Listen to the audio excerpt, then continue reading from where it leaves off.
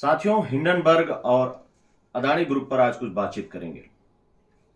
Stock market में recovery और लचर पीआईएल से अदानी विवाद से जुड़े विस्फोटक मुद्दे दफन नहीं होंगे।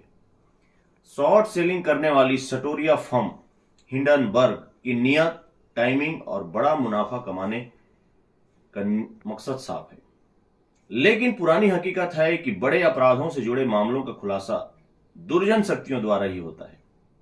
इसलिए इस मामले में रिपोर्ट भेजने वाले की बजाय संगीन आरोप और सवाल ज्यादा अहम है।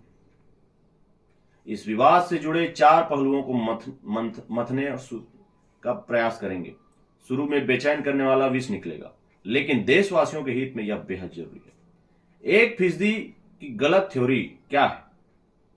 एलआईसी और कई बैंकों के अनुसार अदानी में उनका निवेश 1% से भी कम है। फाइनेंशियल टाइम्स की रिपोर्ट को माने तो अदानी समूह भारत की जीडीपी में 1% वजन रखता है, लेकिन इस साल के बजट में कल्याणकारी योजनाओं के लिए आवंटित रकम के आंकड़ों से पूरे मामले को बेहतर तरीके से समझा जा सकता है।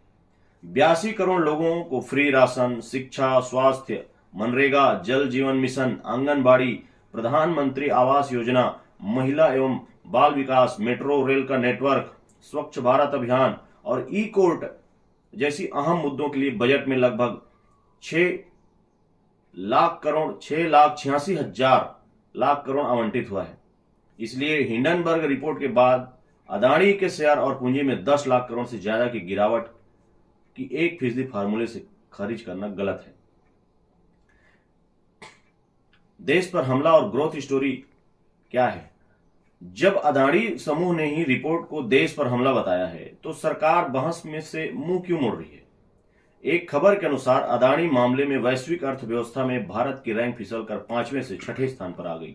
इतिहास के पन्नों से हर्षद मेहता, केतन पारिक, विजय माल्या और नीरव मोदी जैसे कारोबारियों की कुंडली खंगालकर अदानी के बचाव का नैरेटिव बनाना गलत है। कारोबारियों के साथ पक्ष विपक्ष सभी के नेताओं की दुर्भिसंधि रहती है। अदानी से जुड़े हिस्सों को संसद की कार्रवाई से भले ही हटा दिया हो, लेकिन सोशल मीडिया में चल रहे कयासों पर रोक कैसे लगेगी? हिंडनबर्ग रिपोर्ट में क्रोनी कैपिटलिज्म से जुड़े कई मुद्दों को उठाया गया है।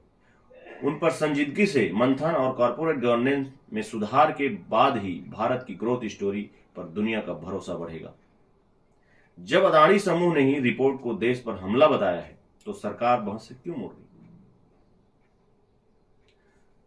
सुप्रीम कोर्ट की कथित क्लीन चिट। अदानी समूह ने शुरुआती बचाव में सुप्रीम कोर्ट की क्लीन चिट को दुहाई दी थी। क्लीन चिट की यह बयान का कानून का कसौटी पर हास्यास्पद ही माना जाएगा। कुछ एक मामलों में सुप्रीम कोर्ट से मिली राहत को अदानी ग्रुप के कैरेक्टर सर्टिफिकेट के तौर पर नहीं देखा जाना चाहिए। लखनऊ की विशेष अदालत ने भ्रष्टाचार के खिलाफ जंगी फैसला देते हुए 100 रुपए की घूस के 30 साल पुराने मामले में 82 साल के बूढ़े व्यक्ति की 1 साल की सजा सुनाई। 82 साल के बुजुर्ग को 100 रुपए के घूसखोरी के मामले में, 30 साल पुराना मामला। दूसरी तरफ खरबों डॉलर से जुड़े मामलों में सीनियर वकील साल्वे ने लचर न्यायिक सिस्टम की दुहाई देते हुए हिंडनबर्ग के खिलाफ कार्रवाई से इनकार कर दिया। अब इस मामले में हिंडनबर्ग पर दायर पीआईएल बेतुकी होने के साथ मामले को भटकाने की कोशिश हो सकती है।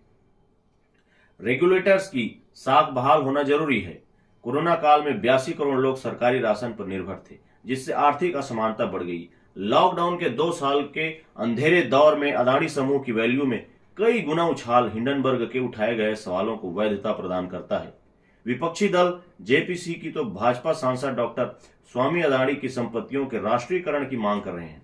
सरकारी चुप्पी के बावजूद पूरे मामले की आंतरिक जांच की घोषणा करके अदानी ने स्थिति में सुधार करने की कोशिश की है, लेकिन इस रिपोर्ट में धोखाधड़ी, कर चोरी, बेनामी कंपनियां, टैक्स हेवन, हवाला और नेताओं के साथ दुर्भिसंधि के आरोप हैं। चाहे जेपीसी हो या जनों की मॉनिटरिंग, प्रभावी जांच के लिए CBI, ED, DRI, RBI, income tax और एनआई जैसे एजेंसियों को पूरी भूमिका निभानी होगी। तथ्यपरक जवाब के बगैर अदानी को दी गई क्लीन चिट से अर्थव्यवस्था पर विदेशी निवेशकों का भरोसा वापस लाना मुश्किल होगा। ये विचार प्रख्यात लेखक और प्रख्यात वकील विराग गुप्ता जी के हैं। से सावधान हैं। ठीक, नए मुद्दों पर, नए विषय पर फिर कल मुलाकात होगी।